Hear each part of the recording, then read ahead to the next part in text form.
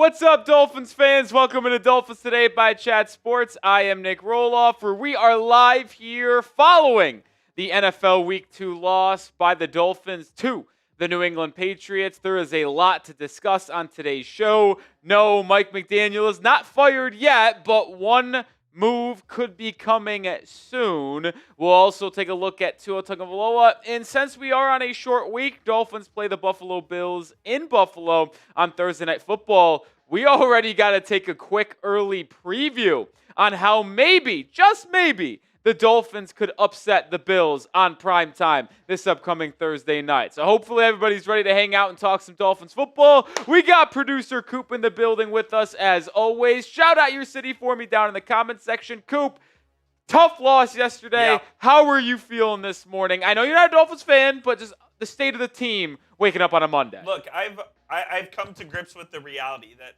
frankly, this team isn't good. And you know what? I thought that they had a chance to be pretty good because I think they do have some explosive pieces on this team, but they are the most incompetent, unorganized, just disheveled team that I have seen so far through 2 weeks in the NFL this season. And that's a problem, and that starts at the top with the head coach and the quarterback. It's not much to dispute there. What can I say? It's not much to dispute there. Coop coming up firing today. I love it. Shout out Thomas in Melbourne, slaying Cat in Boca Raton. John is in Corpus Christi. Emmanuel is in the Bahamas. We got Mr. FinFan saying, "What's up, Coop?" We got What up? VB Michael in Germany. We got Time. What's up, Time? Serge says, "Fire Greer, fire McDaniel."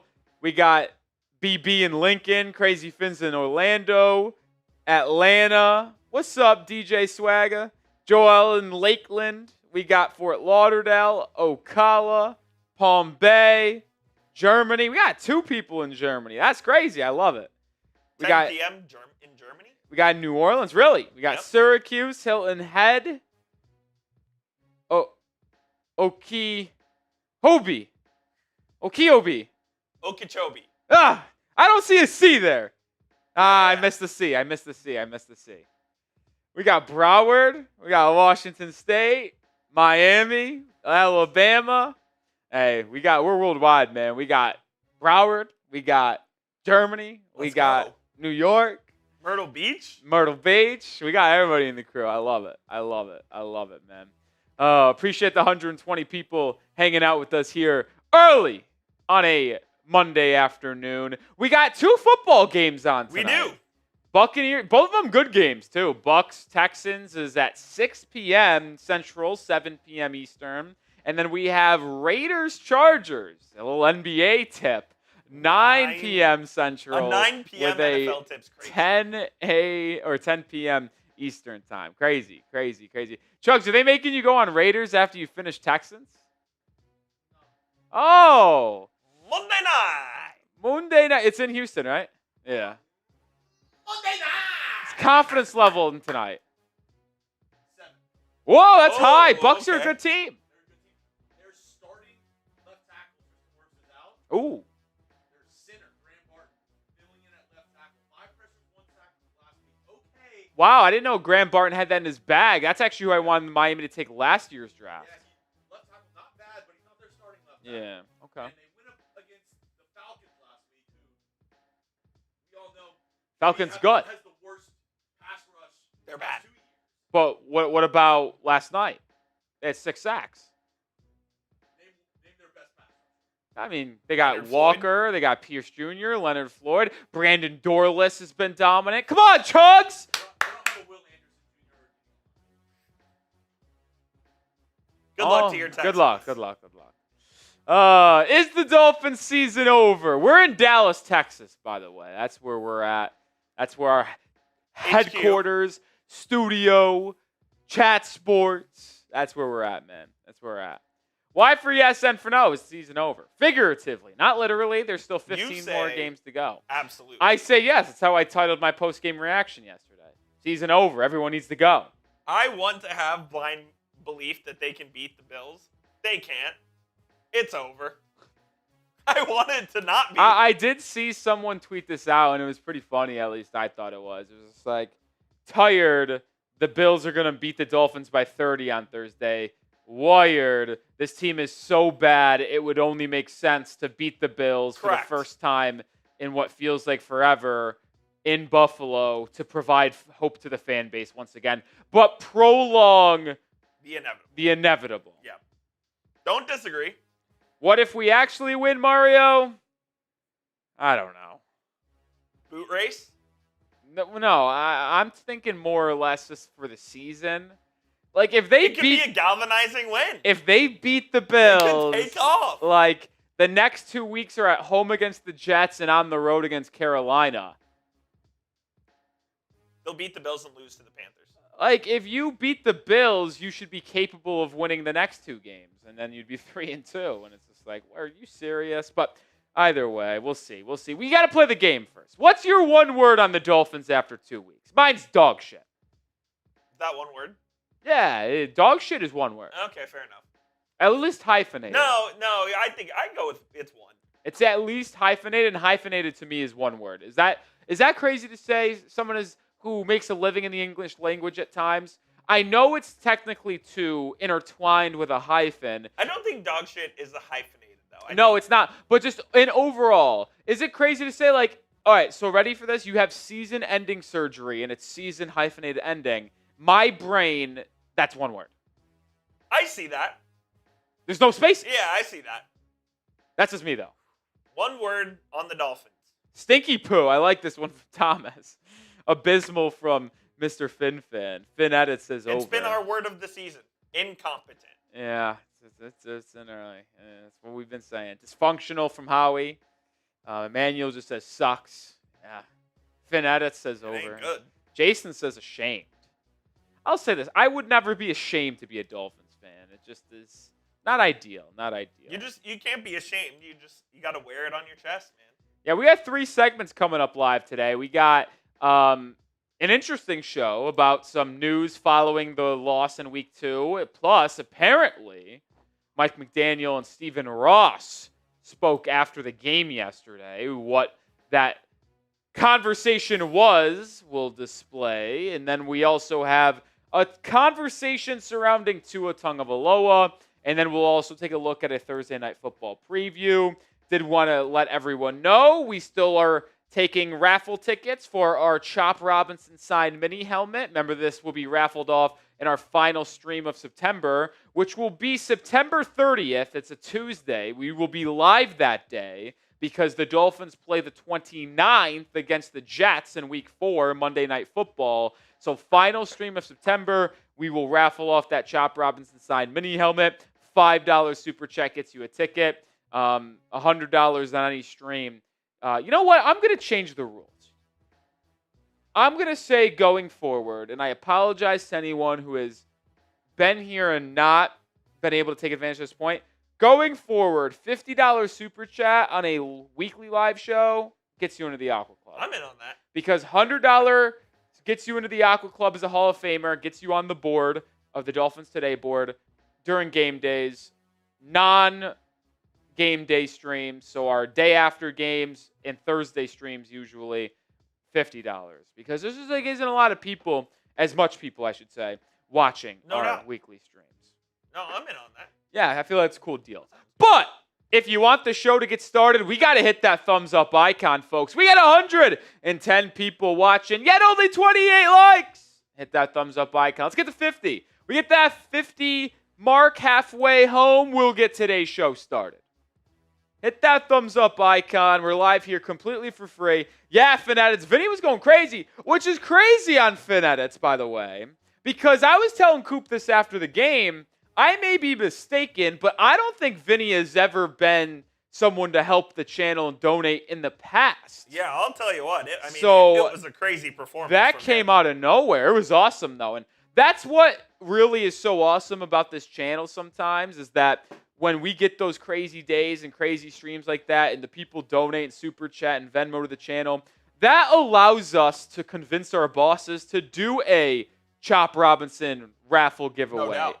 It convinces our bosses to let us go live 3 times a week during the season, 2 times outside of game day. So it's like when we have that opportunity and that big of a stream and stuff like that, it gives us the opportunity to do these other fun things. So I always say, like, every super chat really just goes back into the content. And for y'all, it's really the God's honest truth. I like this word from Cap for Life. Corruption. Corruption in Miami. I like that. Well, we have 46 likes, so hit that thumbs up icon. We're almost at 50. Like I mentioned, we got a big-time update around the Dolphins before Week 3. It's time to have a hard conversation surrounding the current QB1 of the Dolphins, Tua Tagovailoa. Plus, can the Dolphins upset the Buffalo Bills? Going to be hard to do, but I've got 3 things that Miami has to do in order to upset Buffalo. But let's get to that like number. And it looks like we did. We're at 53 likes. Continue to hit that thumbs up icon. Greatly appreciated, folks. But with that being said, let's get into the first segment on today's show, which is a big-time update after Week 2, but before Week 3.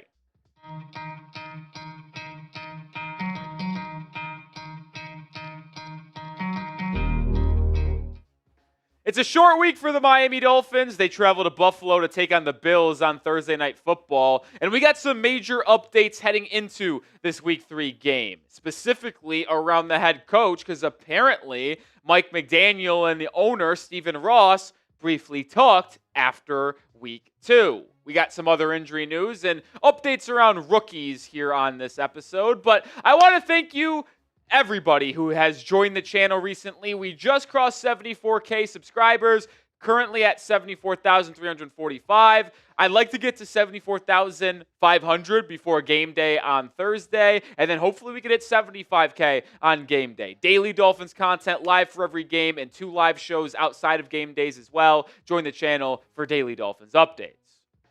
All right, Mike McDaniel spoke to Dolphins media today, as he does every day after a game, and he had an interesting insight on how he talked with owner Stephen Ross. And this is exactly what McDaniel said about his conversation with Ross. He said, "We talked about the game after the game in preparation week for Buffalo, in step with what I talked to the team about. We felt we could win the game and didn't. We talked about the short week in Buffalo." Now, he might say that they only talked about how close they were to winning that Week 2 game. And maybe they did just talk about how they're going to get ready and prepare for Week 3 against Buffalo. But I got to be honest, I have a hard time believing that to be true. You mean to tell me Ross isn't applying a little bit of pressure to McDaniel? Like, even if it's just a one-off comment, why wouldn't Ross say, "Come on, Mike, we got to turn the season around"? Even something like that, where maybe it's very brief, maybe it's very minor, but it puts it in the back of McDaniel's head, there needs to be urgency here. Because if the season isn't turned around and you have another embarrassing loss against the Bills this Thursday, your job might no longer be held this coming following game in Week 4.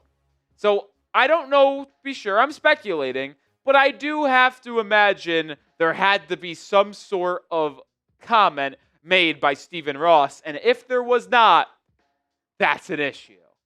All right, we're going to not harp on that too much longer. We're going to move to some injury updates here around Miami. And there's a positive one around Austin Jackson, who was placed on IR right before Week 2, which means he was at minimum out Weeks 2, 3, 4, and 5, putting him potentially on track to return Week 6. Well, McDaniel actually said that Jackson's toe injury, yes, it is serious enough to have him on IR, but there is a very solid chance that he returns at that first possible window, which would be NFL Week 6, where Miami plays the Los Angeles Chargers at home. And that could be a massive week for Miami. Why? Because earlier last week, the Dolphins placed their prize free agent acquisition, James Daniels, on IR with a pec injury. That sidelined him for that same 4-game stretch we just named for Austin Jackson. So if both Jackson and Daniels could return in Week 6, that is a massive boost to this football team alongside the offensive line. And who knows? Between now and then, there's still 3 more games. Maybe Miami goes 2-1, and they're sitting at 2-3, although probably not going to be a good season for Miami. You could make the argument that there's a chance that the Dolphins could go on a run. I don't know. I'm just letting you know that 2 key contributors on this Dolphins offense could be returning in NFL Week 6. Staying on the injury front, it does not look like we will get our second safety, Ifeatu Melifonwu, this week against Buffalo. Ifeatu left the game with a calf injury, and it's not severe, like it's not a season ender, like some calf injuries could be, but with a soft tissue injury so close to that ankle and that Achilles, it's very likely he will miss this game on Thursday against the Bills. And it's very possible, if the calf injury is serious enough, to where maybe he doesn't go on IR, but he misses the next 2 weeks against the Jets and the Bills, and then he's able to fully recover, so there isn't a chance of re-aggravation or a even more significant injury of a torn Achilles, which means there needs to be a next man up. And who should that next man up be for the Miami Dolphins? Should it be rookie 5th-round pick Dante Trader Jr., or should it be the other free agent acquisition, Ashton Davis, type DT for Dante Trader or type AD for Ashton Davis? Well, I have to imagine it will actually be the rookie Dante Trader Jr., considering through 2 weeks of the NFL season, he has outsnapped Davis in both games. Davis played about 11 snaps in Week 1. He played 13 in Week 2 against New England. Dante Trader Jr. played 22 snaps in Week 1 and followed up with a 20-snap performance in Week 2.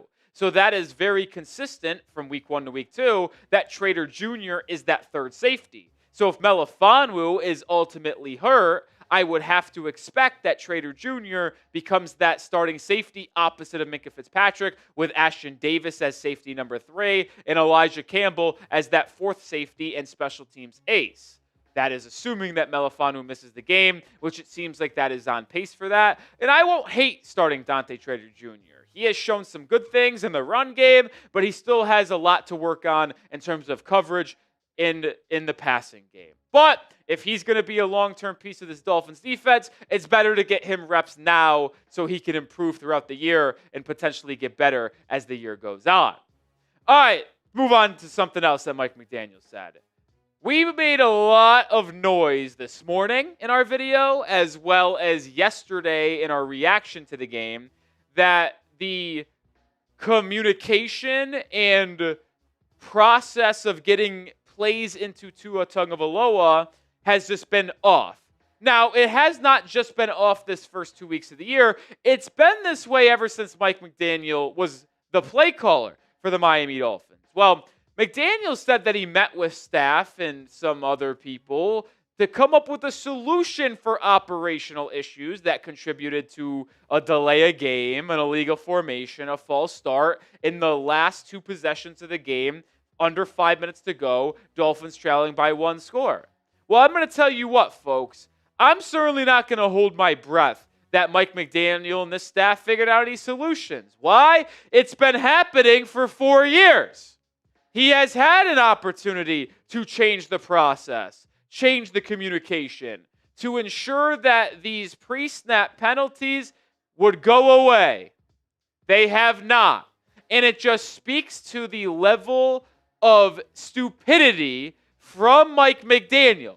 Because what is the definition of insanity? Doing the same thing over and over again with expectations of different results. Well, we've done the same thing for 4 years now, and there has not been any results. This guy has got something up here that isn't working. You know what the process needs to be different, Mike? Probably you stop calling plays and stop being the head coach of this football team. That's just me, though.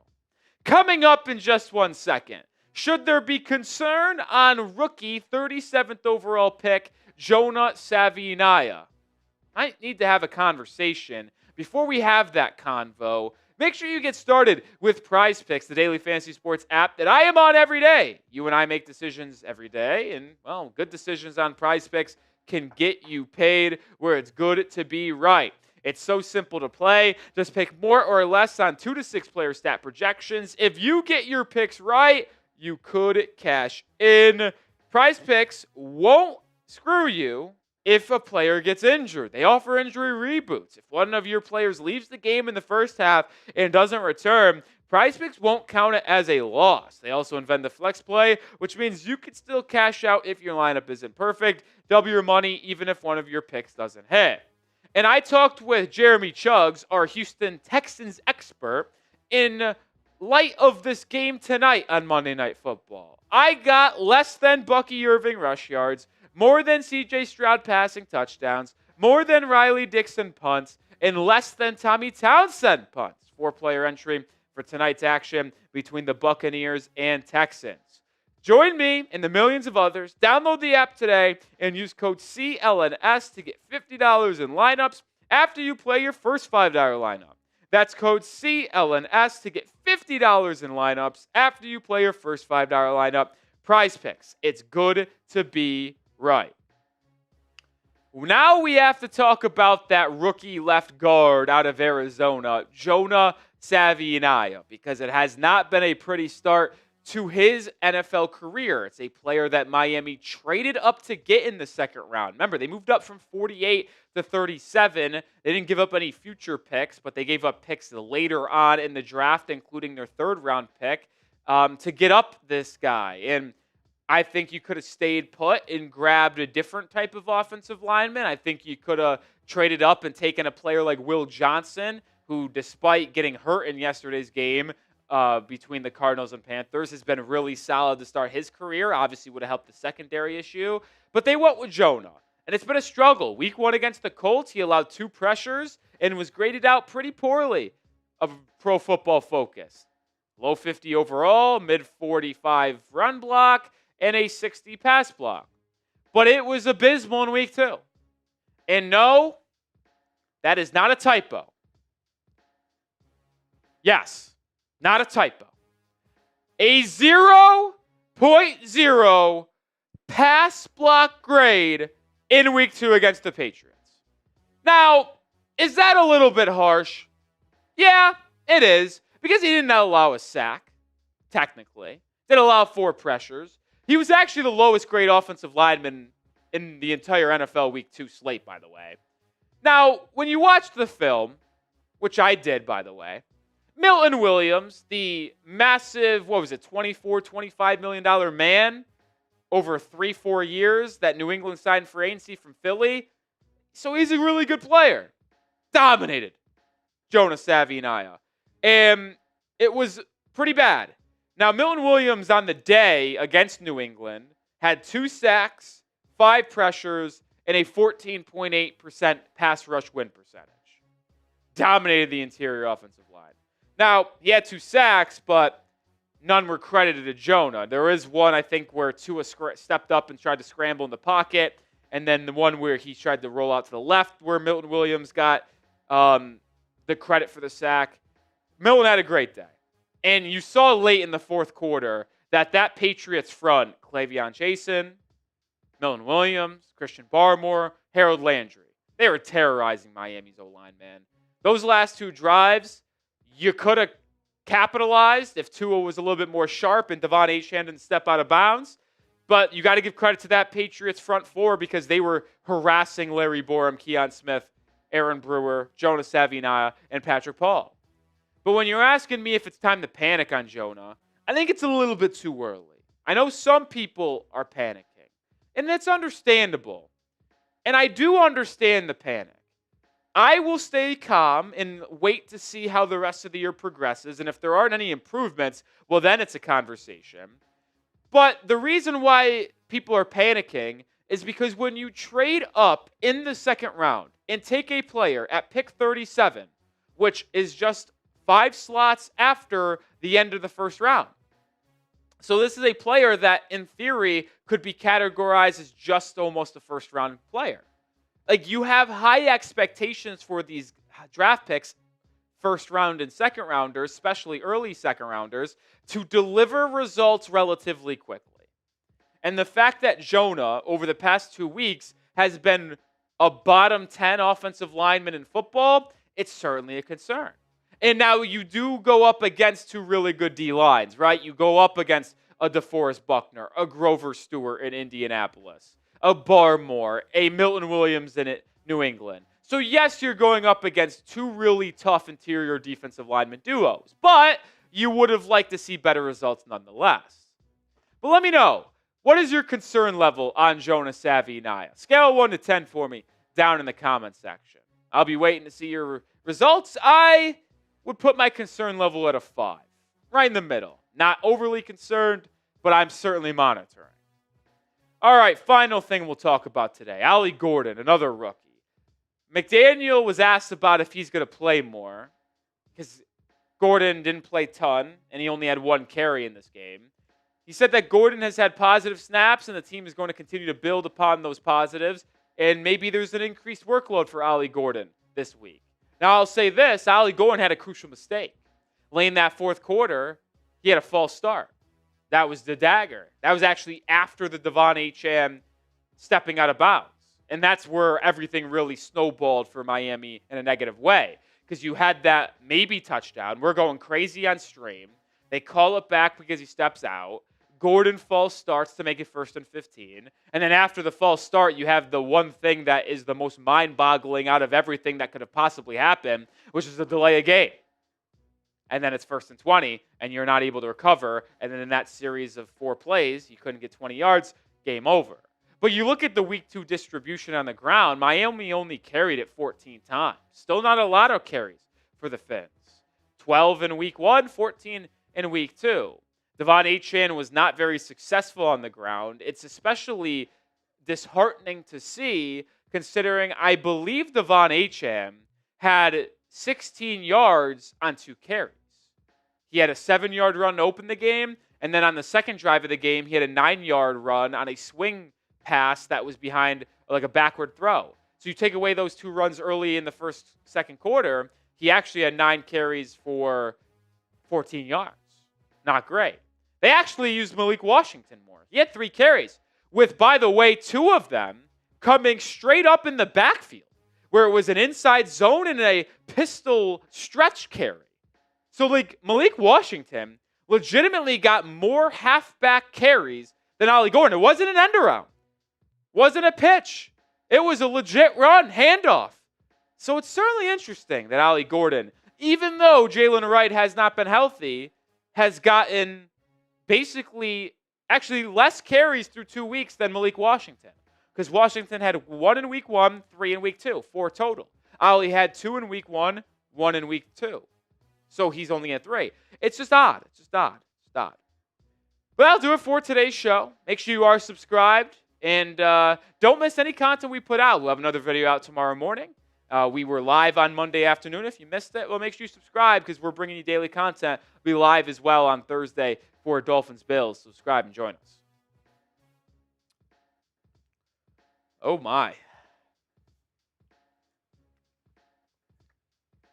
That segment didn't give me any optimism. Listen, I'm not here to be a shill. I know. I never said you were. I know. I'm just letting the people know I'm not a shill. We are not going to be state media. I am not going to sit up here and try to tell you everything is right when they're not right. Someone brought up a good point in the chat about Jonah.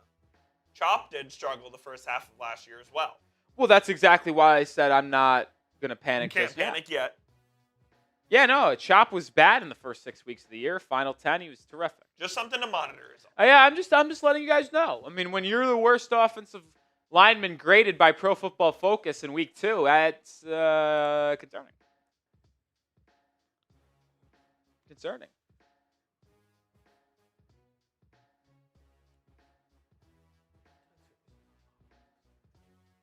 It's concerning, man. No doubt. And there's just so many concerns in general with this team at the moment. Not the least of which is they've gotten 2 stops the entire season on defense. The Hawks traded Kobe Buffkin to the Nets for cash considerations. He stinks. This is a first-round pick from 2 years ago. He's so bad, though. You couldn't even get a second-round pick in return. Our good friend Cash Considerations. The only player that has never busted. Also, I forgot to say this in the open. It's Dan Marino's birthday. Spam your 13s for Shout Dan out the Man. Dan Marino. Happy birthday to the GOAT. He is the Dolphins GOAT for sure, right? Oh, without a question. Yeah. You could have said Larry Zonka. Roy Williams. I mean, not Roy Williams. Ricky Williams. I had Roy Williams on my brain. Why is Roy Williams on your... Former Texas receiver. He had some things to say about the Longhorns and lack of explosivity.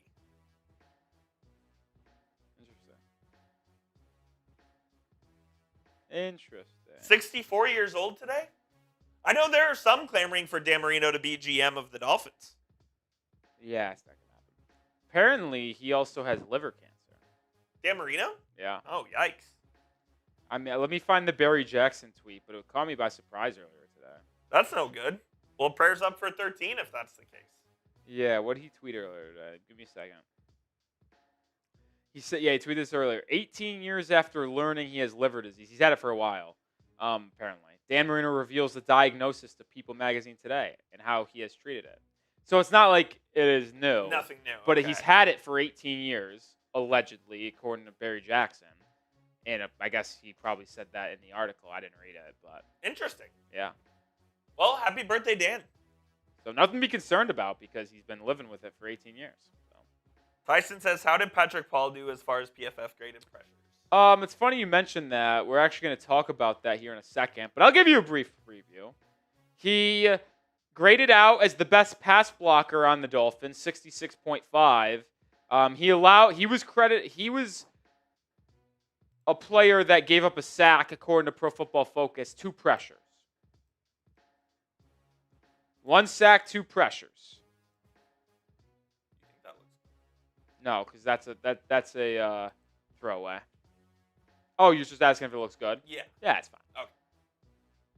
I was just making sure I made a new layer. Oh, really? Were they too wide? No, it was too narrow. It was too small. The photos? Well, like, here's the... If you think this is fine versus...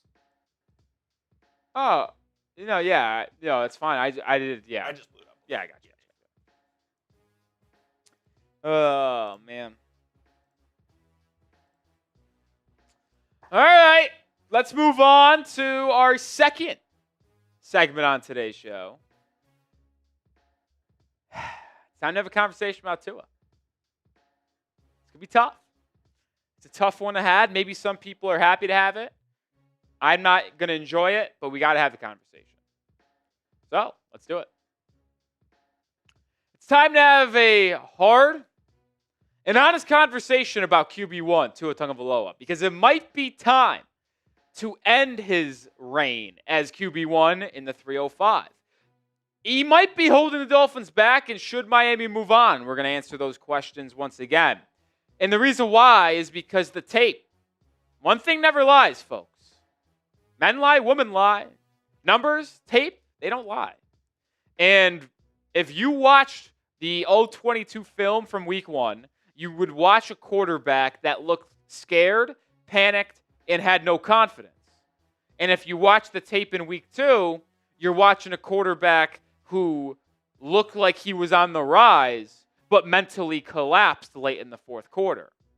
And that part is very scary. I actually don't know which one's more scary, week 1 or week 2. But you make the decision. Is it time to move on from Tua Tagovailoa as QB1 of the Miami Dolphins? Type Y for yes. Type N for no. Tough question. Pin comment. Let me know your thoughts. You look at Tua through his first 2 games of the season. Obviously, week 1 was really rough. But through 2 weeks, we're sitting at 3 touchdowns, 3 interceptions, an average depth of target of about 7.55. Quick math. I'm kind of elite. Yards about 200 plus. Like a game, like it just isn't good. And yes, the raw numbers in week 2 against the Patriots are very, very good. He threw for 300 plus, a QB rating of 115.5. Only 2 touchdowns to 1 interception. But like the truth is, he was absolutely abysmal in the fourth quarter. Like, horrific.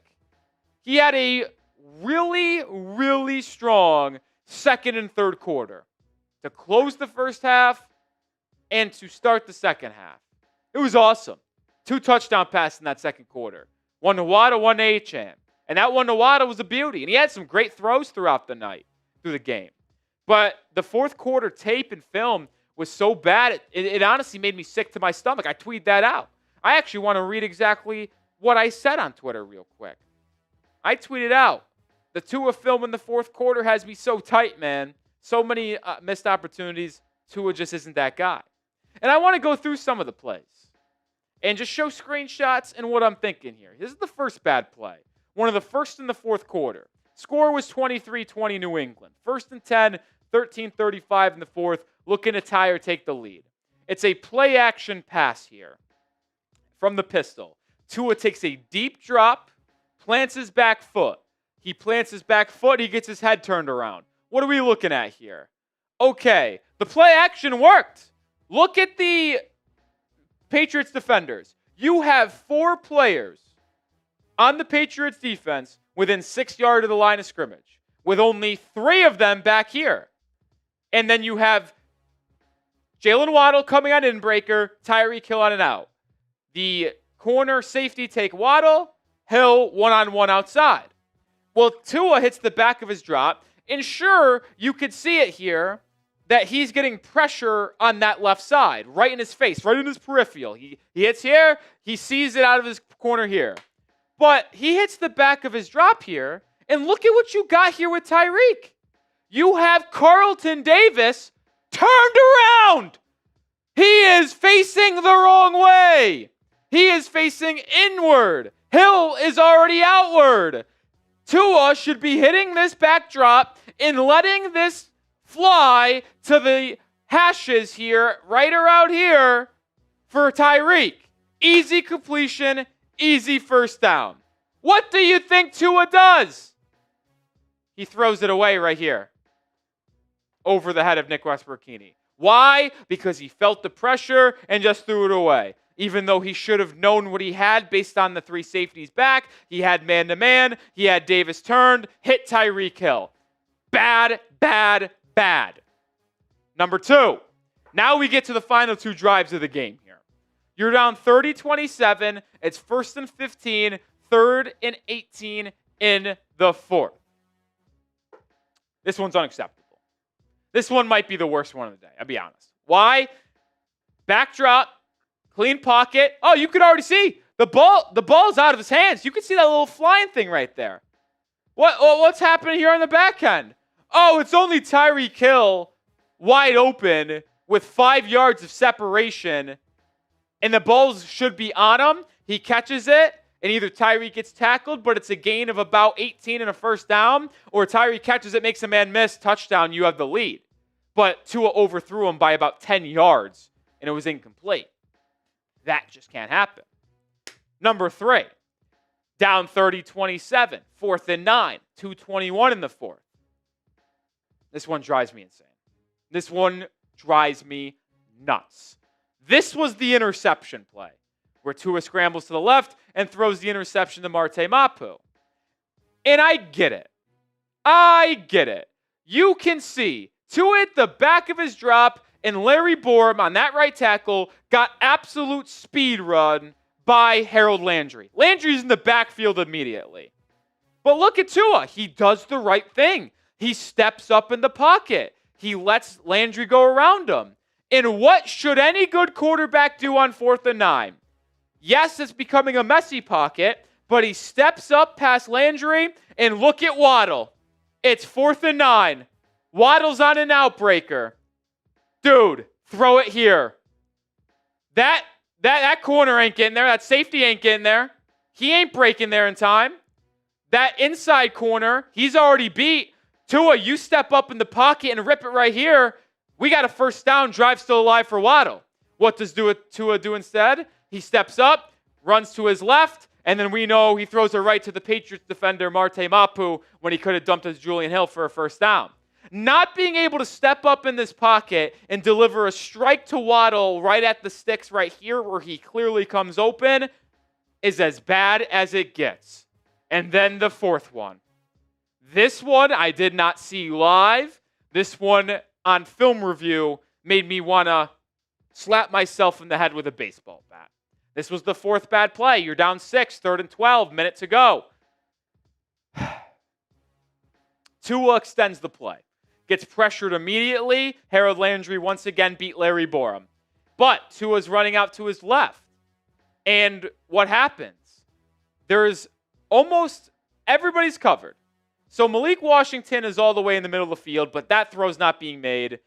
And Tyreek's here, but if Tua lobs it, you have that safety coming off of Waddle, who's covered on the sideline, and the safety comes back here to make the play. But what happens when Tua scrambles to the left is Robert Spillane, the linebacker for New England, steps up to make sure Tua can't scramble to pick up 6 or 7 yards. But what I did here is I circled Tanner Conner, who Robert Spillane was guarding man-to-man. And when Spillane steps up, Conner steps backward. And Tua has a very easy window to just pitch it to him. It's a 8-yard pitch. Tua, that defensive lineman is not going to hit the ball.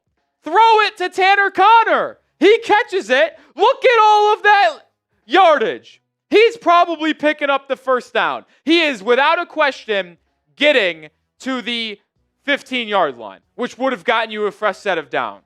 Instead, Tua runs out of bounds. It's 4th and 12, and then he gets sacked.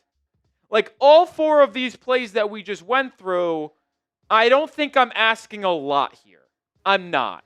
We're asking for improvisation, and we're asking for the ability to step up in the pocket and deliver a strike, which is what franchise quarterbacks need to be able to do.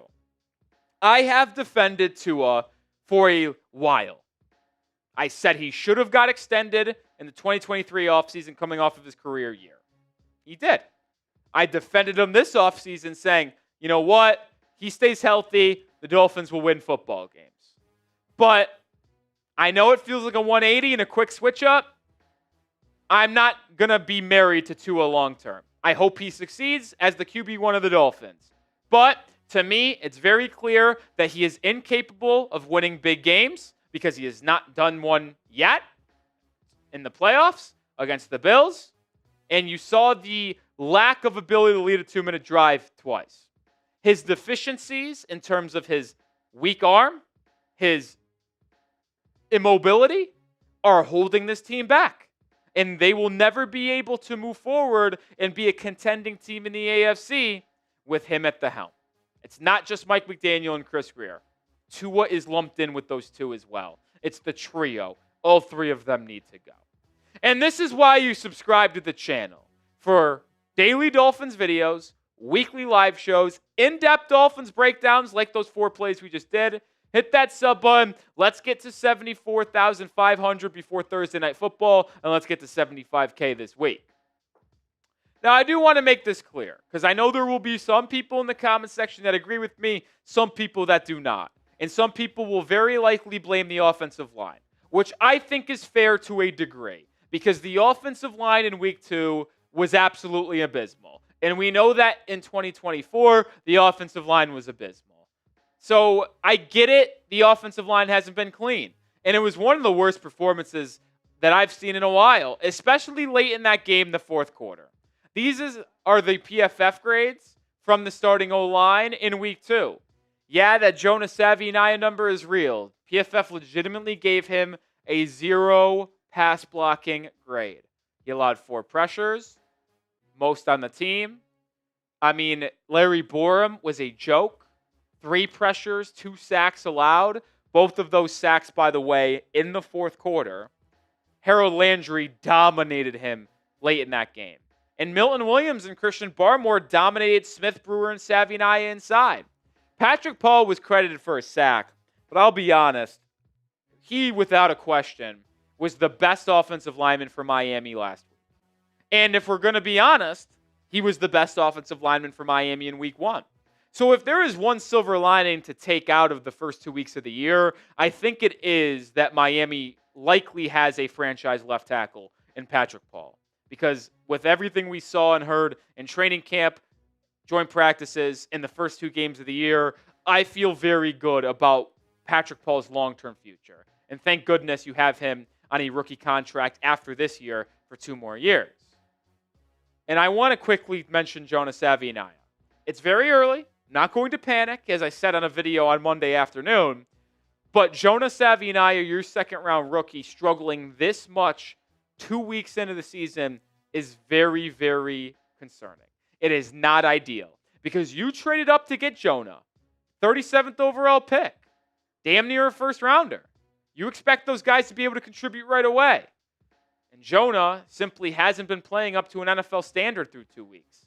Hopefully that changes soon. We're going to get back to Tua here and talk about what the solution could be for the Miami Dolphins because I can't provide this conversation and the issue at hand with Tua, but not provide what Miami can go forward with this year. Well, at first, we have to look at the contract.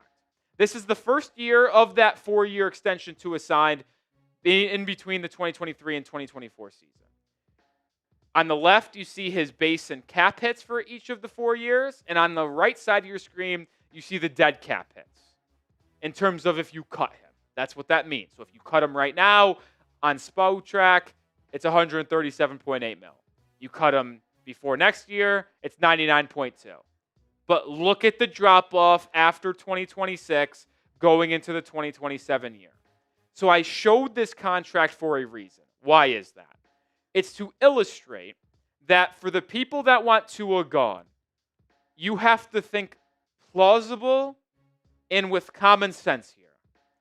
Tua will likely, can't guarantee it because you never know, but I'd give it about 85% chance likelihood that he is on this roster for the rest of this year and all of 2026. You simply can't cut a player that has $99 million in dead cap. It's just too much money. It's bad business. Just is. So if you're asking me what the solution is here, well, if you plan on cutting him, it would happen after the 2026 season, where you only have $36 million in dead cap over 2 years. That's not bad. You can manage that. You can. And you actually, if you cut him after 2026, it would actually save you $21 million in cap space as well. Yeah, you would have dead cap, but you'd open up some cap space. You would not open up cap space if you cut him prior to the 2026 season, so after this year. Tua is not getting cut until after the 2026 year. So he's going to be on this roster for 2 more seasons unless the Dolphins find a trade partner this upcoming offseason, which I don't really find that likely. More coming up here in a second, but hey, grab your Miami Dolphins rivalry gear. They are debuting the new jerseys Monday Night Football in Week 4 against the Jets. You can grab a jersey, you can grab a hat, you can grab a hoodie, a polo, a t-shirt, shorts, a helmet, a mini helmet, whatever you want. In that colorway, that new Dolphins rivalry collection, you can go grab it right now. Chatsports.com/Dolphins rivalry. Links in the description and comments of today's video. Take advantage of that collection being on sale. Listen, I know I've been very critical of Tua, and I've said throughout this video consistently that I'm moving on mentally from him as my QB1. I just want to further illustrate, guys. It's been 6 years. This is year 6. It's not getting better. It's over. With Tua, it's been a roller coaster. It was awesome at the beginning. It was. And then we had that peak of 2023. And then instead of just maybe even like staying at that peak for a little bit, we're right at the top and then we'll go down at the end of the career. We reached that peak of 2023 and then it's like Superman at Six Flags all the way down right away. Like it's just been that bad. So to me, you just got to move on and you just got to clean slate, clean house. Greer, McDaniel, Tua. Bye. So what are the options for quarterback at Miami? Well, obviously you have Quinn Ewers on this team, but let's be real here. It's not realistic to expect him to have the ability to be a QB1 in the NFL. He's a 7th-round pick, and there's a lot left to be desired when it comes to his game. But if you're drafting in 2026 a quarterback, or 2027, which 2026 quarterback, you'd have him sit behind Tua for a year potentially and maybe replace him midway through the year. If it's 2027, that's when you're cutting Tua and then you're drafting a rookie QB to be your starter. Well, it's harder to project quarterbacks in 2027, but I will project them for 2026. My top 4 right now are Lenore Sellers from South Carolina, John Mateer from Oklahoma, Garrett Nussmeier from LSU, and Drew Aller from Penn State. And if we'll be honest, I would probably rank them in that order at this time. I like Sellers a lot. Now, we have to see more development from him, but there's a lot to like there. And Mateer has been so damn good for Oklahoma so far. I think he's QB1. I think he's the Heisman right now in college football.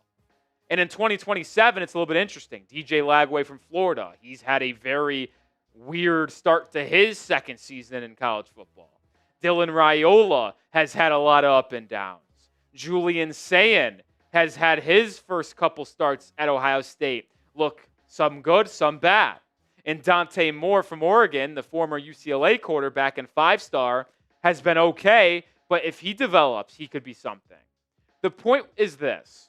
If the Dolphins are picking in the top 5 of the NFL draft, it will be hard for them not to take a quarterback. It's just the simple nature of the game. Because if you're picking in the top 5, you cannot guarantee that you will have an opportunity to take a quarterback of that caliber and talent level again.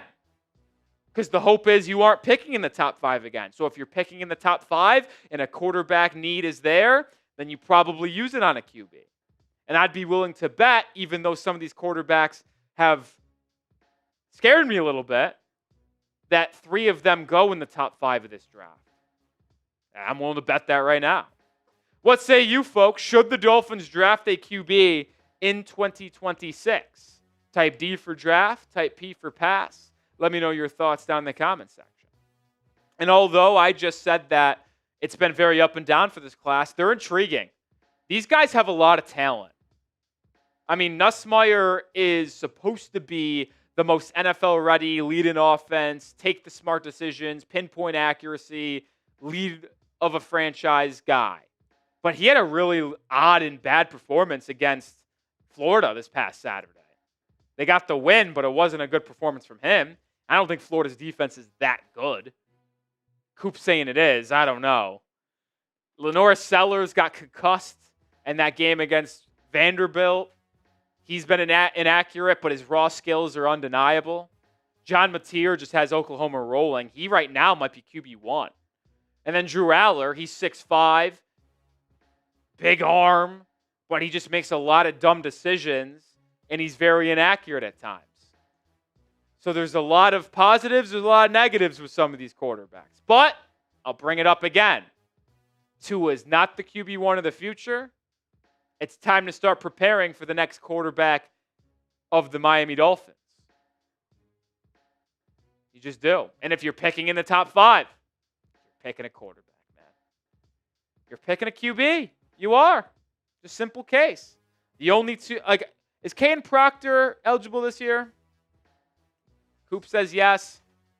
Other players I would consider is maybe Kane Proctor, the offensive tackle from Alabama, and Caleb Downs from Ohio State, the safety, just because he is that good. There is, without a question, if you took away positional value, Caleb Downs, the Ohio State safety, is the best player in this draft. And the Dolphins haven't needed safety, so it would be hard to disagree with them taking one there. But when you pick top 5, quarterback is just that big of a need, and that's probably where they go. But Downs would be interesting as well. All right, I'll do it for today's show. Hit that sub button. Join the channel today for daily Dolphins coverage. We'll be here with another video later today, and I'll see you then. Go Fins. All right.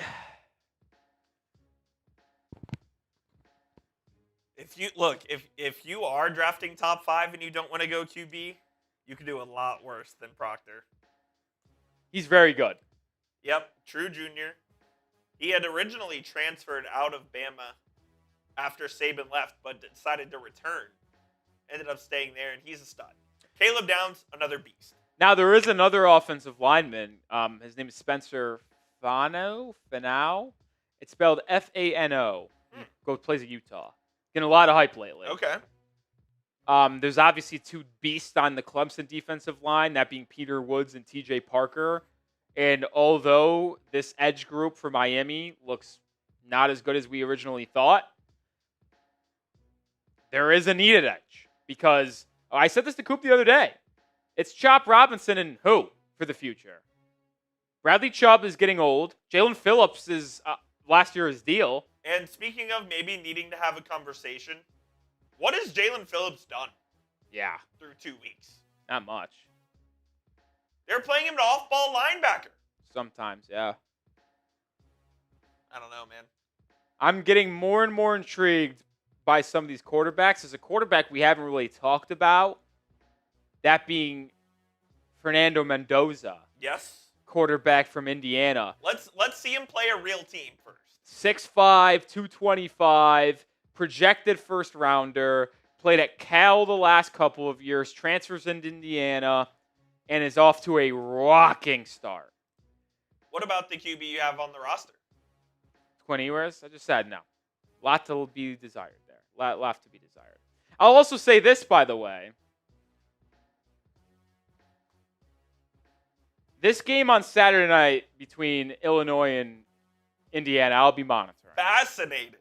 Yes. If Mendoza, it's in Indiana, but if Mendoza lights up Illinois, an experienced, good defense and football team, top 10 team in the country, maybe Mendoza starts to get into that QB1 talk. He could. Because this guy, like I said, he's 6'5", he's big, and he's got a pretty good arm. And that's what NFL scouts love, size at QB. Yeah. I don't know how much of an athlete he is. He'll be 22.5 years of age at the draft, so he's not old by any stretch of the imagination. This guy's big, and he's got an arm, man. Quick release, too. I'm watching some of his highlights right now, honestly. His release is really quick. Oh, that's a nice spiral. Oh, man, that release is really quick. You like it? More I'm watching it. Woo! Steps up in the pocket. He doesn't look like he's the most mobile, I'll be honest here. I just realized this covers that. Okay, that's fine. Go without. Yeah, just do normal all three. Okay. Fernando Mendoza, keep an eye on that. I like him, man. Just something to monitor. South to West says he's a Miami native. Is that true? Oh my God. Have we found our guy? He also passes the name test.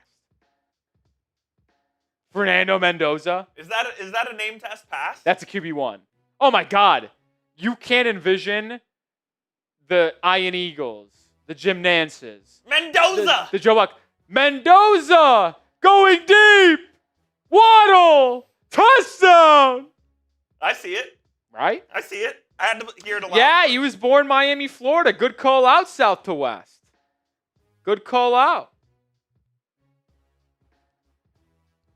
Something to monitor. Something to monitor. Mendoza, Mateer, Aller, Sellers, Nussmeier. Those are the five that are potential first rounders. What's up, Joey? You'd be correct. Would you agree that Fernando Mendoza passes the QB1 of an NFL team name test? Yeah, like, come on. Mendoza for... He doesn't even, his first name could be Carl. Mendoza's cool. I mean, if you have a good last name, Mendoza, Mateer passes. Oh, that passes. Honestly, I would say most of the first-round quarterbacks pass the name test. Fernando Mendoza passes. Mateer passes. Aller. You could say about a player. Aller passes. Sellers passes. Nussmeier is the one I have questions about. I agree. I don't know if Nussmeier passes the name test, but Aller, Sellers, Mendoza, Mateer, all names that pass. Something to monitor. Something to monitor. Oh, man. I'm sure we'll be talking a lot about quarterbacks in February and March and April this year. Yeah, a.k.a. Tua hoisting the Lombardi. That's what we'll be talking about in February. Tua hoisting the Lombardi. Yep.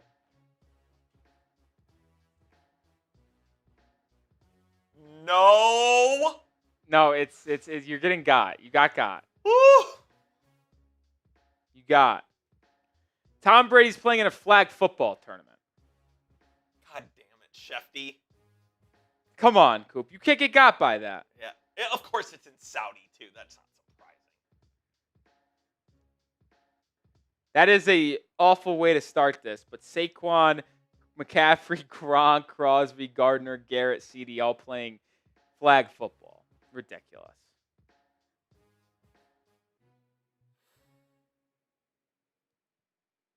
Ridiculous. By the way, quick question for you, Coop, before we move on to the final segment. Yes. By the way, if any one of you want to get your thoughts on screen for today's stream and get a raffle ticket for Chop Robinson signed mini helmet, Super Chat will do that.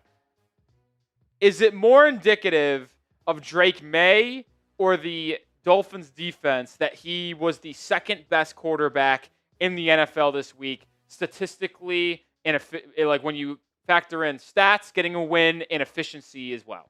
I would say both. I don't think the Dolphins defense is very good, but I do think Drake is going to be very good. And maybe this is just him taking another step into that tier that I think he can be in. I would attribute it a little bit to both. I don't think the Dolphins made his life difficult. No, they did not. Like, Daniel Jones looked really good, but Daniel Jones looks good again. Also played really good against the Broncos, a defense that most people had rated as the best in the NFL. Correct. So it's like, I will say this. I do feel slightly better. Really, there is no way to feel better about it. But it does feel a little bit better that the Colts beat the Broncos and put up a bunch of points on them. Like, it's not like it's a dog shit team that did that to Miami. Yeah, the Colts might be good. They might actually be good, and Daniel Jones might be having a bit of a renaissance. But make no mistake, this Dolphins team is not good. Yeah, that is true. They're not good. That's true. I wish they were. Someone said in the chat, pass on that, draft a corner. There are a couple good corners out there. Jermod McCoy is the projected top one from Tennessee, but he also got hurt, and I think he's missing this entire year. Yep. Avion Terrell from Clemson, A.J. Harris from Penn State, Mansour Delane from LSU. He's a dog. Yeah, he's very good. Malik Muhammad from Texas are some of the top, but if you're picking in the top 5, none of those players, at least as we're currently talking, are worthy of a top 5 pick. I do like Terrell from Clemson, AJ Terrell's younger brother. Yeah. I think he's a really solid player. Malik Muhammad's also a good player, but he's got a lot to work on. The truth is, if you're picking top 5, whether it's 1, 2, 3, 4, or 5, this is what you're doing. To me, you're either taking a quarterback, Caleb Downs, or either the best tackle, whether it's Spencer Fanow or Caden Proctor. Like, that's really what it is. If the Dolphins are picking top 5, which is where we're kind of heading with all of this, it seems like, it's very easy. You take one of the quarterbacks, the top offensive tackle, or the best player, regardless of position, in Caleb Downs. And that's it. It's period. That's what you do. And it really is that simple, actually. Like, yes, there are going to be needs at corner, at safety, at defensive line. But the truth is, when you have that top 5, or you have that high of a pick, you take a quarterback or the best player player available, which would be either one of the offensive tackles or Caleb Downs. And I get it, it's a safety, but that is a game-changing player in your secondary. Start him alongside Minka.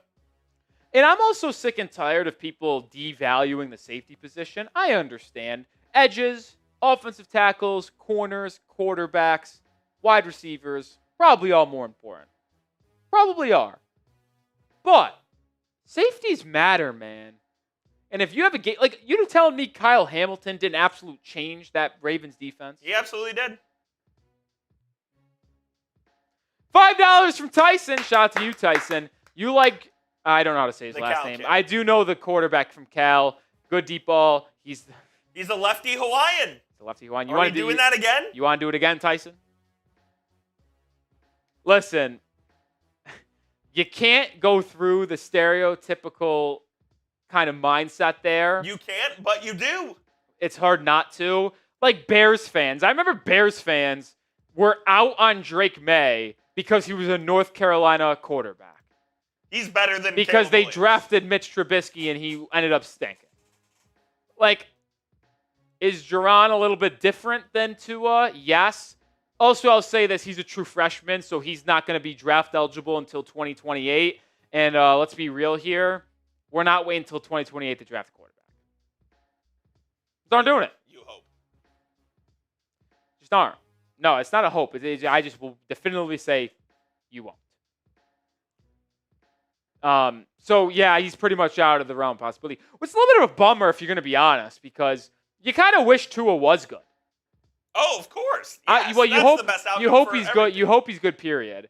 But if you were to have Tua fall off a cliff, you'd have probably hoped it to be next year, so you can draft a QB in 2028, because that QB class is projected to have this fella, Bryce Underwood. There's another one. Who were we talking about the other day?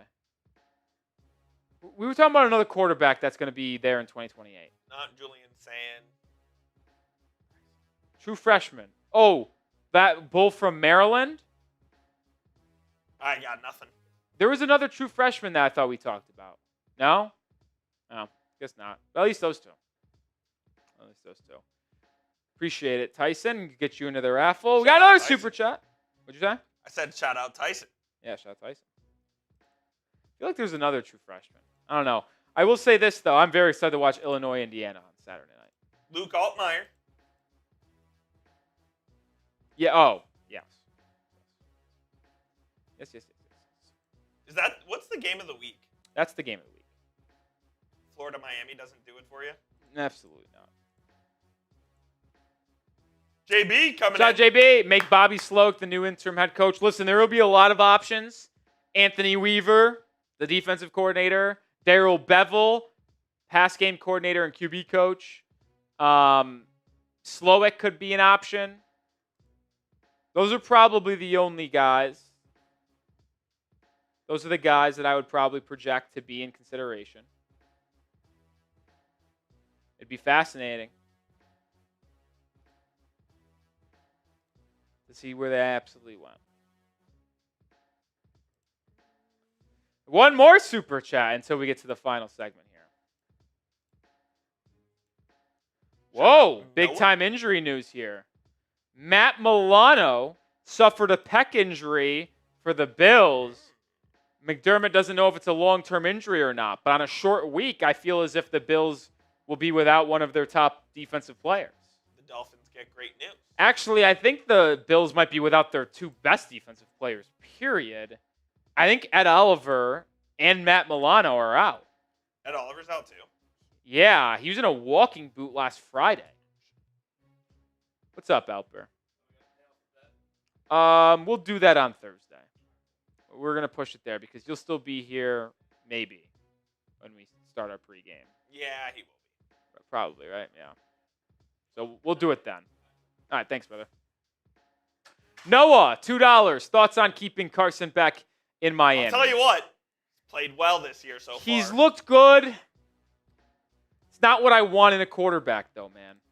Like, I know you guys are very excited. And when I say you guys, I'm talking about the Hurricanes fans that are also Dolphins fans. I want someone with elite traits. Does Carson Beck have an elite trait? I don't know if he does. So, he's already got arm concern injuries. What was the injury? It was a shoulder issue or an elbow shoulder, injury? yeah. Where he's healthy now, but there's a concern. So, even though it's very nice to see Carson Beck put on for the 305 right now, I don't know if I want him as my QB. Because when I'm looking at these other quarterbacks we mentioned in the first round, Nussmeier, Sellers, Aller, Mendoza, Mateer, all of them have at least a trait that you feel very good about. Sellers' mobility, Adler's arm strength, Mendoza's accuracy and quick release, Nussmeier's ability to be accurate and run an NFL offense. I don't know if I can point to Carson Beck and say, that is someone I want leading my football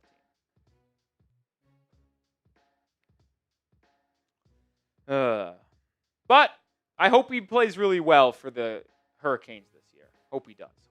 Even though I'm not a Hurricanes fan, I'll root for y'all to have success in your college football team because you certainly ain't getting it from your NFL team. That's weird. You don't root for my team to have success. Yeah, because I don't want you to have success.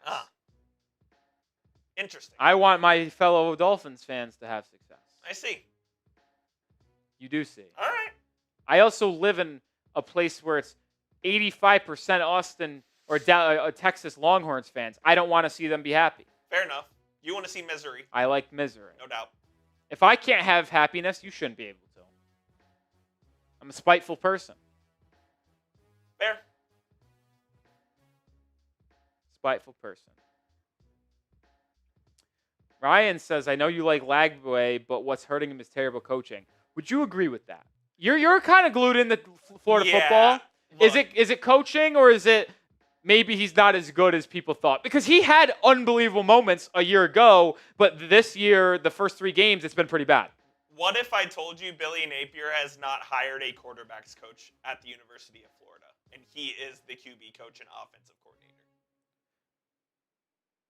That's true. Is that serious? Yeah.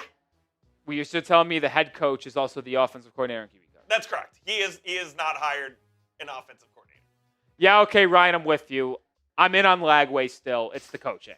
He did throw 5 picks against LSU. Yeah, But listen, the talent is undeniable with Lagway. correct. It's just all about the decision-making and processing.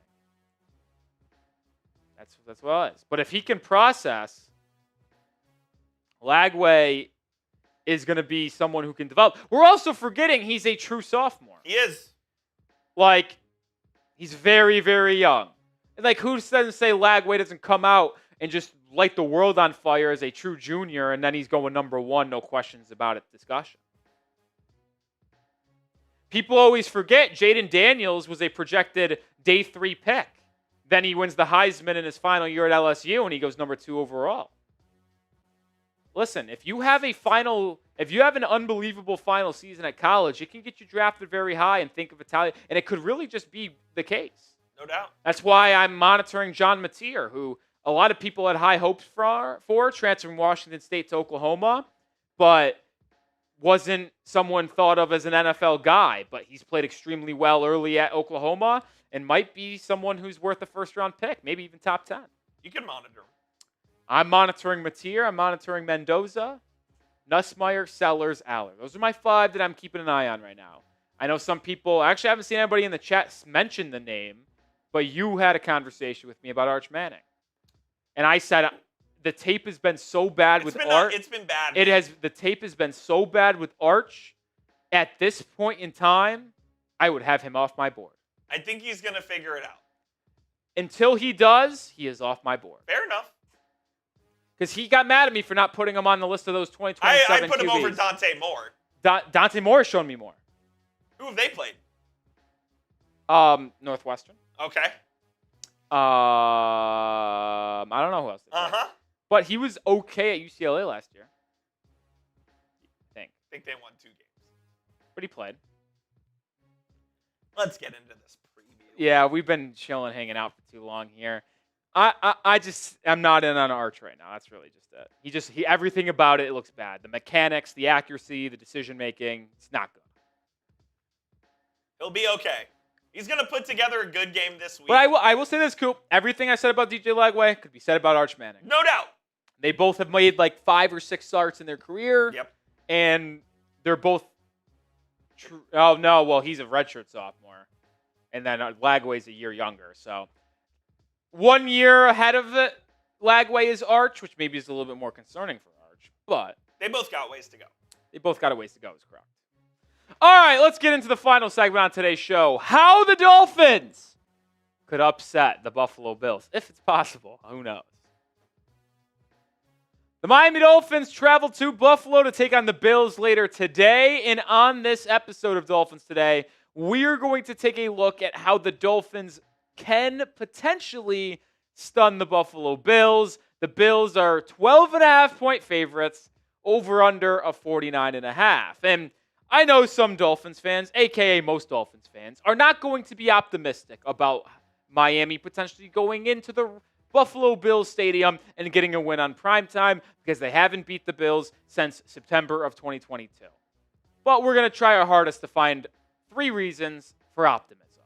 But make sure you do subscribe and join us because we'll be live later tonight for Dolphins Bills Thursday Night Football. This is our thumbnail, so if you see this puppy on YouTube, it means we're live. Click on it and join us. Me and Coop are going to be live in hour 15 before kickoff, so 7 p.m. Eastern Time, 6 p.m. Central Time. Make sure you subscribe and join us. It's going to be a lot of fun. When we think of this game, it feels like David versus Goliath. It really does. Like, it doesn't feel very good in terms of the Dolphins' ability to get a win here. And I really am unsure of ways to find optimism for the Dolphins. It's difficult. It just can't. It's hard because this team isn't very good in comparison to Buffalo's. But we're going to try. The number one reason that I have an optimism in how the Dolphins can beat the Bills is that defense isn't good. And the Dolphins have a chance to score 30 points. We have a defense, by the way, that could be without their 2 best players, Ed Oliver and Matt Milano. And we also have their first-round pick, Max Hairston. He's been out for the year to this point and because he's been on IR. We also have Taylor Rapp, questionable, the safety, another defensive back, Cam Lewis. Like, these guys are banged up, and it's already a bad defense to begin with. Maybe it isn't, though. Like, this is where it's interesting. Let's look at the Bills' defense through Week 1 and Week 2. Week 1, they played the Ravens. Week 2, they played the Jets. In Week 1, they were the worst defense in the NFL, somehow even worse than Miami's. They gave up 40 points. They were dead last in EPA per play, bottom 5 in EPA per pass play, and EPA per rush. But in Week 2, they bounced back in a massive way. Week 2 against the Jets, only 10 points. They were the second best defense in EPA per play, 10th in EPA per pass, and they were the best defense against the run in Week 2. Now, you might ask, which one is more of a indictment on who the Bills are? I think it's Week 1. To me, it's more on the Jets' offense being abysmal and Justin Fields getting hurt than the Bills' defense actually being good. Because when I watched the game against the Ravens on Sunday Night Football, that Bills' defense lacked discipline. It looked old, and it looked extremely slow, which is why I think Miami might have a chance to put up a lot of points in this game. Because in that game against Baltimore, you saw the secondary of Taylor Rapp. You saw the secondary of Benford struggle with speed against Lamar, against Henry, Zay Flowers. What does Miami have better than any team in the NFL? You can say a lot of things about the Dolphins. The one thing you can't say is that another team has faster players at skill positions than Miami. Devon Achane, Waddle, Hill, Malik Washington. These guys have blazing speed. And against an old, slow defense like Buffalo, there should be a lot of opportunities for Miami to hit big plays and move the football. Especially if Trey White ends up starting for Buffalo. He is beyond cooked. And there is a player that I think could really thrive in this game. It's Malik Washington, the slot receiver gadget guy who had that unbelievable punt return for a touchdown in Week 2. But he has not been utilized that often through the first 2 weeks in the flow of the offense. He's had 3 receptions for 22 yards and only 4 carries for 32 yards. A lot of end arounds, a couple actually direct runs. I would like to see him get used more because you have an absolute dynamic player with the ball in his hands like Malik Washington. You have speed on the outside in Waddle and Hill, speed at running back in HM. It should allow Malik Washington to get a lot of looks over the middle of the football field. Just get the ball in your players' hands, and they could make a lot happen. Miami's going to need to score 30 points at bare minimum to win this game because you know the Bills is going to score 30. I think there's a chance Miami does it, though. I know they scored 8 in week 1, 27 in week 2. I think they get to 30 this week because that defense in Buffalo is not good. What is your confidence level in the Dolphins getting a win today? Scale it 1 to 10 for me down in the comment section. Number 2, reason for optimism / key to victory. Willie Gay Jr. must play, and I would use him as a spy against Josh Allen pretty consistently. Willie Gay Jr. did not play a single snap in the first game of the season. Dolphins said they were going to get him more involved in week 2. He played 3 snaps. What happened in 2 of those 3 snaps? Well, Patriots, that one possession where they got backed up and then actually punted, and that was the Malik Washington punt return touchdown. They got backed up because of penalties.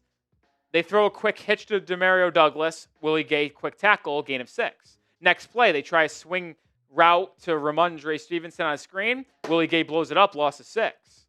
I mean, why can't this guy get on the football field? Tyrell Dodson is not good.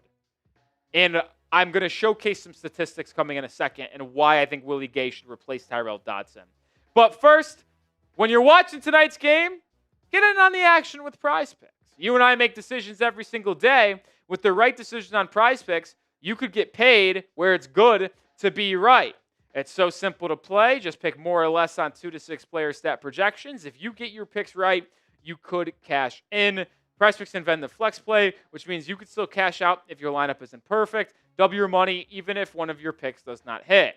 It's the best way to win cash this football season. Which players are going off, which ones aren't. Make your picks in less than 60 seconds and turn your takes into cash all season long on Prize Picks.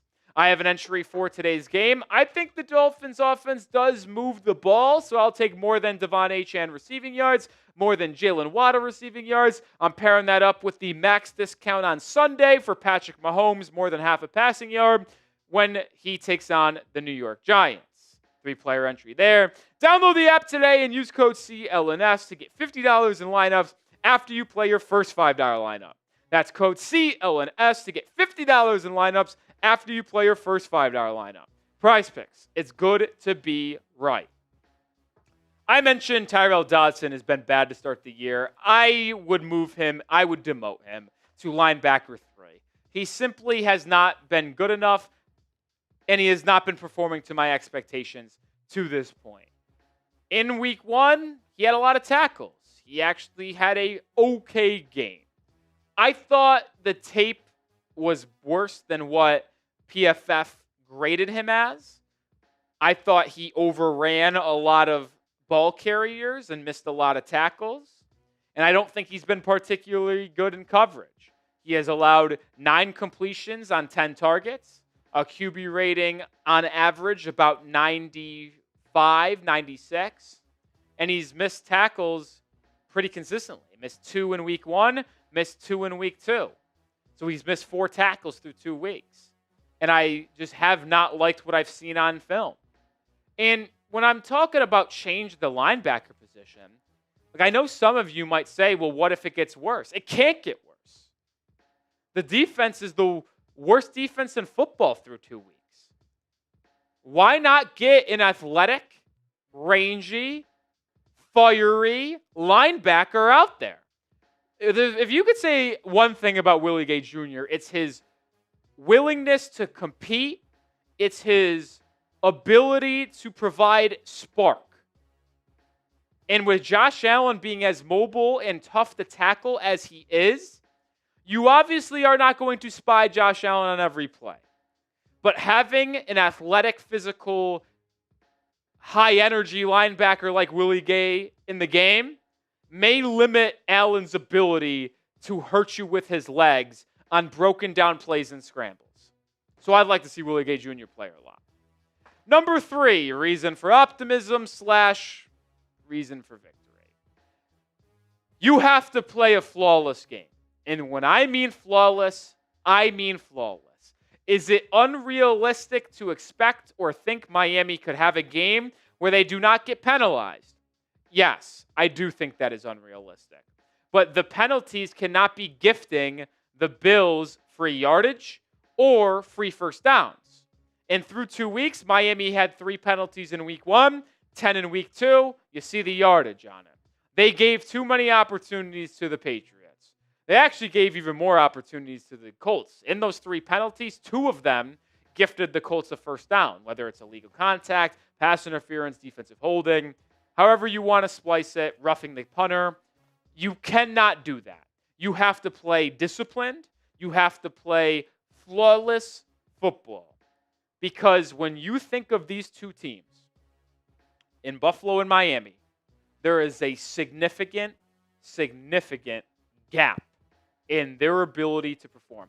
And maybe you can even make the argument that defenses are on the same tier, and so are the offenses, but the quarterback for Buffalo just elevates them to such a high degree to where it's not even comparable. That's very possible. Point is, if you want to go into Buffalo and pull off a 12.5-point upset, you have to play flawless football with no gifts given to the Buffalo Bills. All right, it's time. Predict the score. Dolphins versus Bills. Who you got and what is the final? I'm going to give you mine coming up in just 1 second, but I want to see yours down in the comments first. I do not think the Dolphins can play flawless football. And yes, even though I said I think Miami can score 30 points, I do not think they do. I have the Bills winning by 14, 2 touchdowns, 38-24. Miami has given up 33 points in back-to-back games to the Drake May-led Patriots and Daniel Jones-led Colts. What do you think Josh Allen is going to do to the Dolphins? The Bills offense and Josh Allen scored 41 points against the Ravens. The Ravens defense is significantly better than the Dolphins, that's for sure. I'm just having a hard time finding optimism for the game. I hope I'm wrong. There is nothing I would enjoy more in life than being proven wrong and the Dolphins getting a win tonight.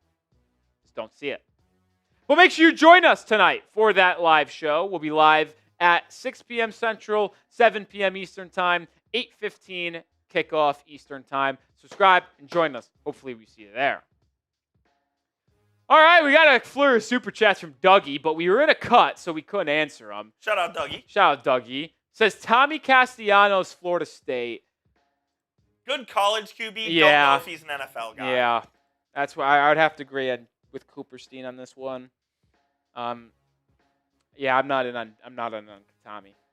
How big is Tommy, by the way? I think he's like 6'2". I thought he was smaller, honestly. Maybe he's smaller than that. I thought he was over 6 feet. But Moving on to the next super chat, and then I'm looking that up. Dougie says, if Judon can't catch May, then how do the Dolphins slow down Josh? Well, you asked that in the middle of that cut, and I threw out. He's 5'11". I knew he was tiny. Oh, I thought he was 6 feet. Out. Nope.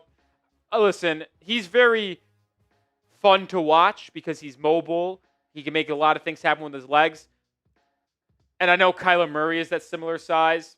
You have to be elite to be that size in the NFL. And I don't think he's elite, so no. That's why I think Willie Gay Jr. needs to play a lot, man. Willie Gay Jr. needs to play a ton. Anthony Weaver basically lied to us. He did. He said he was going to play a lot more. He played 3 snaps. I guess that is more. I said in the video anything is more. But that is how they slow him down. You either got to force him to stay in the pocket, or you got to have a linebacker like Willie Gay Jr. or a safety ready to track him down when he leaves the pocket. They've got a tough task. Yeah. Dougie says, is it Saban time in Miami? No. Absolutely not.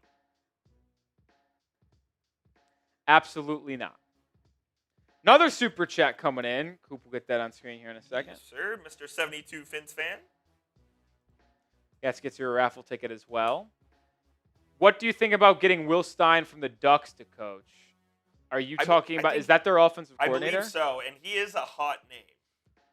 My thing is, like, I don't know if I'm stealing a college offensive coordinator. That is their OC. I remember watching the Oregon Northwestern game this weekend. To me, FinFam, if I am going to steal a coach from the college game, I am going to take a coach that has head coach experience.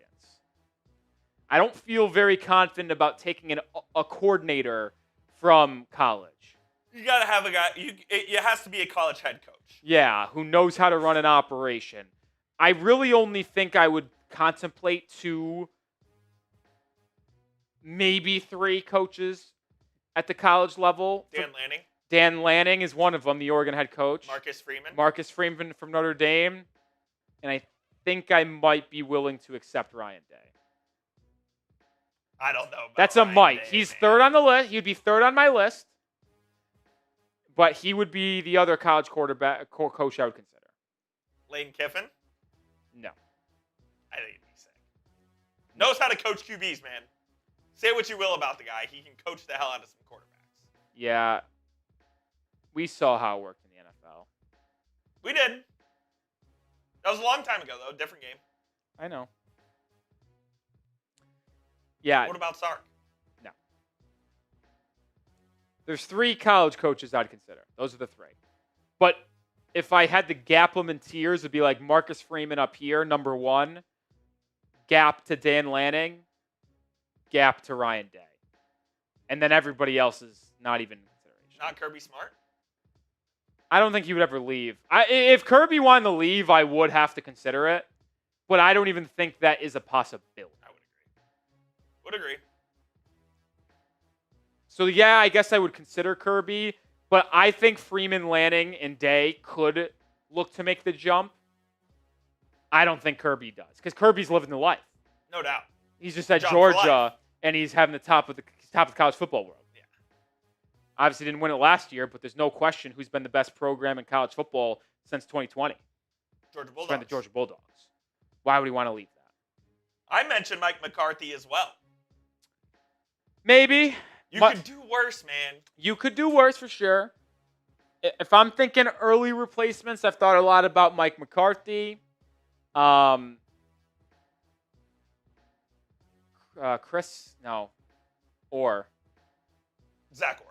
Orr, the defensive coordinator from the Ravens. Cliff Kingsbury. Who's the other guy I mentioned last week? There was like a list of 10, but then I dwindled it down to a list of 3. And it was Zach Orr, Marcus Freeman, and who was the other coordinator? Let's go find it. There was another coordinator. Oh, Salah. It was Robert Salah. These were the 10 guys that I labeled last week. Because I do think Miami could look for experience. Like Salah was a former head coach. Kingsbury, former head coach. Vance Joseph, former head coach. McCarthy, former head coach. Ron Rivera, former head coach. Jesse Minter. Freeman, current head coach. I like Mentor. I would be concerned that he is just the defensive version of Mike McDaniel. But he is very good at what he does.